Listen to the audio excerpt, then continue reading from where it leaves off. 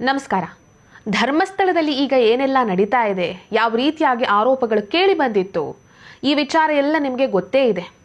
ಅದನ್ನೀಗ ನಾನು ಎಕ್ಸ್ಪ್ಲೇನ್ ಮಾಡಬೇಕಾಗಿರುವಂತಹ ಅವಶ್ಯಕತೆ ಏನಿಲ್ಲ. ಇಡೀ ಕರ್ನಾಟಕದ ಜನತೆಯನ್ನೇ ತನ್ನತ್ತ ಮುಖ ಮಾಡಿ ತಿರುಗುವಂತೆ ಮಾಡಿದಂತಹ ವ್ಯಕ್ತಿ ಮಾಸ್ಕ್ ಮ್ಯಾನ್. ಅವನೇನು ಹೇಳಿದ್ದ? ಧರ್ಮಸ್ಥಳದ ವಿಚಾರವಾಗಿ ಕೆಲವೊಂದಿಷ್ಟು ಆರೋಪಗಳನ್ನು ಆತ ಮಾಡಿದ್ದ. ನನ್ನ ಹತ್ರ ಬಂದರು, ಅತ್ಯಾಚಾರ ಮಾಡಿದ್ರು, ಆ ಹೆಣ್ಮಕ್ಕಳ ಹೆಣ ಎಲ್ಲ ತಗೊಂಡು ಬಂದು ಆ ಡೆಡ್ ಬಾಡಿಗಳನ್ನು ನೀನು ಹೂತು ಹಾಕಬೇಕು ಅಂತ ನನಗೆ ಹೇಳಿದರು. ಹಾಗಾಗಿ ನಾನು ಒಂದು 10-15 ವರ್ಷದಲ್ಲಿ 100ಕ್ಕೂ ಹೆಚ್ಚು ಹೆಣಗಳನ್ನೆಲ್ಲ ಹೂತು ಹಾಕಿದ್ದೇನೆ. ಆ ಹೆಣ ನೋಡಿದ್ರೇನೆ ಗೊತ್ತಾಗ್ತಿತ್ತು ಅದರ ಮೇಲೆ ಬಹಳ ಬರ್ಬರವಾಗಿ ಹತ್ಯೆ ಮಾಡಿದ್ದಾರೆ, ಅತ್ಯಾಚಾರ ಮಾಡಿದ್ದಾರೆ ಅಂತ ಗೊತ್ತಾಗ್ತಿತ್ತು. ಏನೇನೋ ಸುಳ್ಳು ಹೇಳಿದ.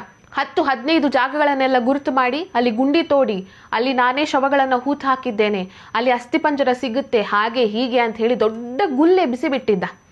ಇವನ ಮಾತನ್ನು ನಂಬಿದಂತಹ ಪೊಲೀಸರು ಕೂಡ ಏನು ಮಾಡ್ತಾರೆ, SIT ಅವರು ತನಿಖೆಯನ್ನು ಪ್ರಾರಂಭ ಮಾಡ್ತಾರೆ.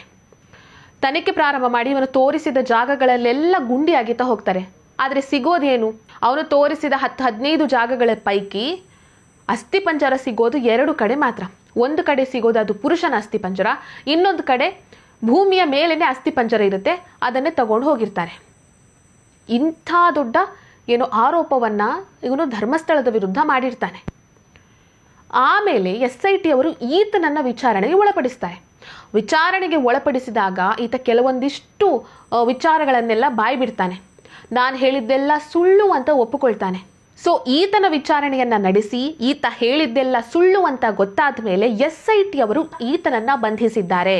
ಇದನ್ನೆಲ್ಲ ನೋಡಿ ಈಗ ಕರ್ನಾಟಕದ ಜನತೆ ಪ್ರಶ್ನಿಸ್ತಾ ಇದ್ದಾರೆ, ಅವನಿಗೆ ಯಾಕೆ ಇನ್ನೂ ಮಾಸ್ಕ್ ಹಾಕಿ ಇಟ್ಟಿದ್ದೀರಾ? ಈ ಮಾಸ್ಕ್ ಮ್ಯಾನ್ ನ ಹೆಸರನ್ನ SIT ಅವರು ಈಗಾಗಲೇ ರಿವೀಲ್ ಮಾಡಿದ್ದಾರೆ. ಆತನ ಹೆಸರು ಚಿನ್ನಯ್ಯ ಅಂತ ತಿಳಿದು ಬಂದಿದೆ. ಇವನ ಹೆಸರು ತಿಳಿದು ಬಂದರೂ ಕೂಡ ಪೊಲೀಸ್ನವರು ಮಾತ್ರ ಯಾಕೆ ಇವನನ್ನ ಈಗಲೂ ಕೂಡ ಮುಸುಕು ಹಾಕೊಂಡೇ ಕರ್ಕೊಂಡು ಹೋಗ್ತಾ ಇದ್ದಾರೆ ಅನ್ನುವಂತಹ ಪ್ರಶ್ನೆಗಳೀಗ ಕಾಡ್ತಾ ಇದೆ. ಇಂಥ ದೊಡ್ಡ ಸುಳ್ಳನ್ನ ಹೇಳಿ ಇಡೀ ಸಮಾಜದ ದಾರಿ ತಪ್ಪಿಸುವಂತಹ ಕೆಲಸವನ್ನ ಈ ಮಾಸ್ಕ್ ಮ್ಯಾನ್ ಮಾಡಿದ್ದಾನೆ. ಹಾಗಾಗಿ ಇನ್ನಾದ್ರೂ ಇವನ ಮುಖ ದರ್ಶನ ಮಾಡಿಸ್ತಾರ SIT ಅವರು ಅನ್ನೋದನ್ನ ಕಾದು ನೋಡಬೇಕಾಗಿದೆ.